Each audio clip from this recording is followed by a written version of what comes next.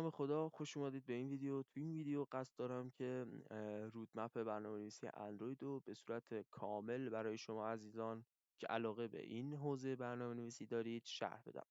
قبل از اینکه بریم سراغ آموزش، بهتون خواهم گفت که تو این آموزش قراره ما یه سری به وبسایت اندروید استودیو سر بزنیم و یه سری توضیحاتی رو برای شما بگم. اگه از کانالم و محتوایی که تولید میکنم خوشتون میاد، حتما دکمه سابسکرایب رو بزنید. بریم سراغ ویدیو که ما اول اینجا گوگل رو داریم.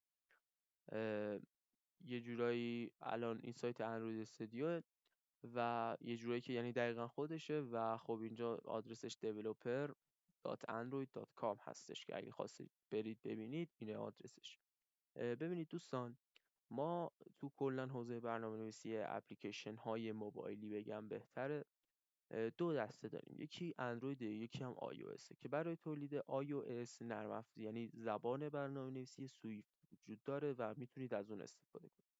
اما برای نرم افزارهای اندرویدی ما باید بیایم سراغ امثالی مثل جاوا، فلاتر، نمیدونم کیوی در پایتون و اینجور چیزا که خب کیوی اونقدر قوی نیست، بهتون پیشنهاد نمی‌کنم، ولی به نظرم با همین جاوا یا کاتلین هم بریم جلو به نظرم خوبه که تو این دوره قصد دارم بهتون آموزش برنامه‌نویسی جاوا بهتون بدم، یعنی جاوایی که تو اندروید استودیو استفاده میشه کرد. ببینید این سایتشه، خب قطعا بلدید این قسمت که برای دانلود و این داستاناست. اینجا رو هم خودتون بخونید، چیز بدی نیست. این هوش مصنوعیشو گفته که خب تو نسخه های جدید اندروید استودیو، میگم اندروید استودیو برنامه به نظرم قوی هستش، یعنی برای کد نویسی موبایل به نظر من کارآمد و مفیده، چون من خودم هم تجربهشو داشتم.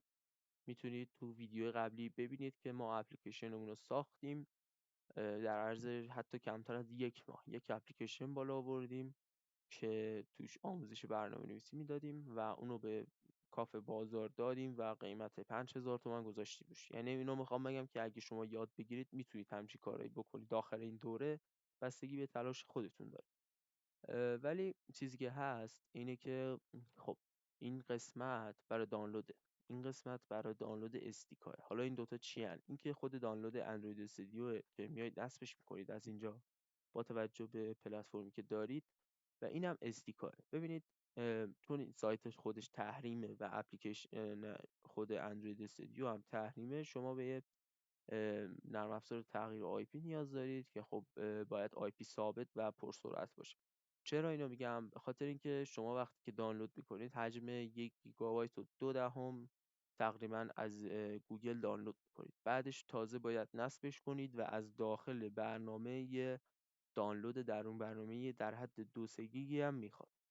پس حالا پیشنهاد بهتون میگم که میگم اگر نرم افزار تغییر آی پی خوبی دارید با همین روش استاندارد برید جلو، ولی اگه ندارید و اذیت میکنه، به نظرم یه سر به وبسایت هایی که راجع به اندروید استودیو فارسی هستن رو بزنید، یه خورده مطالعه کنید، یاد میگیرید که چجوری با استفاده از روش دستی ما بیایم این فایل های پکیجینگ اندروید استودیو مثلا استیکا و جیدیکا رو یه جورایی بریزیم توی فایل های اندروید استودیو. چون اگه من میخواستم بهتون بگم همین که یه خورده گیج میشدید و اینکه به نظر خودم ویدیو میدونی اونقدر کارآمد در نمیاد و همچنین وقتمون هم میگرفت. چون ببینید من میخوام دوره رو خیلی کم کنم، مثلا اینجوری نباشه که 30 قسمت یه دفعه آپلود کنم. نهایتا من میخوام تو 10 قسمت کار رو در بیارم. چرا اینو میگم؟ چون خودم تجربه دوره دیدن رو قبلا داشتم که چجور مثلا یا مثلا کسایی که دوره میبینن خوششون نمیاد عملا مثلا 40 تا مثلا اپیزود دوره ببینن آخرش هم هیچی به هیچی. من تو یه دوره 10 قسمتی نهایتا بهتون توضیح میدم که چی به چی و اینا، و آخرش هم به عنوان پروژه پایان دوره یه پروژه نسبتا خوبی، یعنی عالیه پروژهش، میزنیم و شما میتونید همونو یه راست بدید تو کافه بازار و اگر حالا کارتون خوب باشه. و حالا من اینو بر فرض میذارم که شما الان همه چی تو دانلود کردید، اوکی، اندروید استودیو تو هم بالا میاد. پس برید اول اینا رو اوکی کنید و کار ساده ایم، کار یه 20 دقیقه است و اندروید استودیو خودتون رو بالا بیارید. ببینید اندروید استودیو من اندروید استودیو کوالاست ورژن 2024 که خب تو ویدیوی قبلی هم دیدید دیگه. من اگه بخوام به عنوان پروژه پایان دوره این ویدیوهایی که دارم آپلود میکنم بهتون بگم، یه همچین چیزی در میاد. حالا این الان داره لود میشه، بذارید بیاد.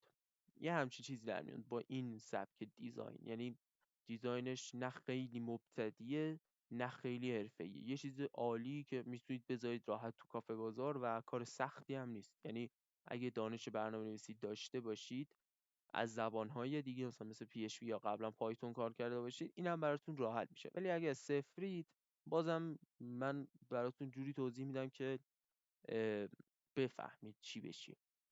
خب نمیخوام این ویدیو زیاد طولانی بشه، به خاطر همین احتمالا الان قطعش کنم و بره برای ویدیوی بعد. حالا نمیدونم الان چند دقیقه شده، ولی حالا تو قسمت بعد میایم کلا یه تقریبا 2 جلسه اختصاص میدیم به اینکه چیه و اندروید استودیو و محیط کد زنیمون رو میبینیم و دیگه 8 جلسه بعدی و شاید هم بیشتر بشه، مثلا بشه 15 جلسه، نمیدونم.